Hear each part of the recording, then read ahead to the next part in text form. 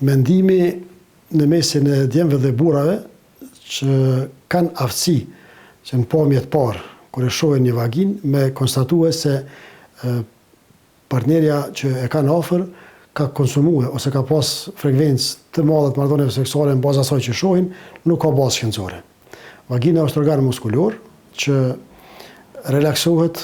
zgjerohet dhe prap vjen në formën e vet pas çdo marrëdhënie seksuale.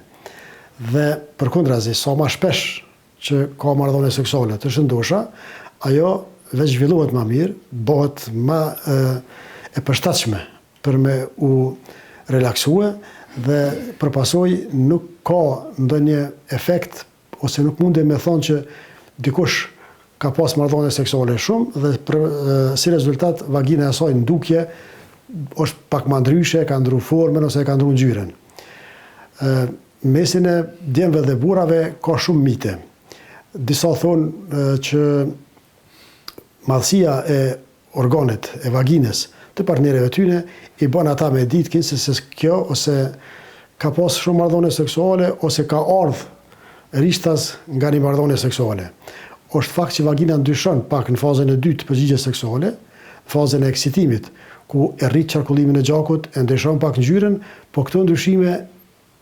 rikuperohen më njëherë pas orgazmës. Dhe vagina shumë shpejt rikthehet në formën që e ka pas. Pastaj e miti tjetër kur djemtë dhe burrat thonë e ka mbyt, tu e bo seks dikon, është prap një mit tjetër se e mbyt veç nëse ushtron dhunë. Dhe nëse me qëllim don me e mbyt, në kuptimin me dëmtue organin seksual të femnës për ndryshe, në një marrëdhënie normale seksuale, sado e gjatë që është ajo, me kusht që vagina me u lag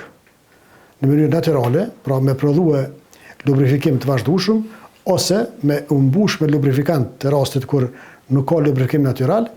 nuk ka asnjë mundësi që ajo me u dëmtue. Qarjet e vagines, qarjet e mure e vagines që ndodhen gjatë marrëdhënieve seksuale, janë pasojë e moslagjes mjaftueshme,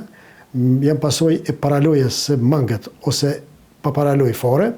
edhe janë pasojë e insistimit të mashkullit që me çdo kusht me dëmtue muret e vagines. Prandaj, ajo që thamë më herët, që dikush mundet me e konstatue në bazë të pamjes se një vagin ka pas, ose vagina e një vajze apo një gruaje, tregon se sa shpesh ka pas marrëdhënie seksuale, është thjesht një mit që nuk ka të bëjë asgjë me dhënat shkencore.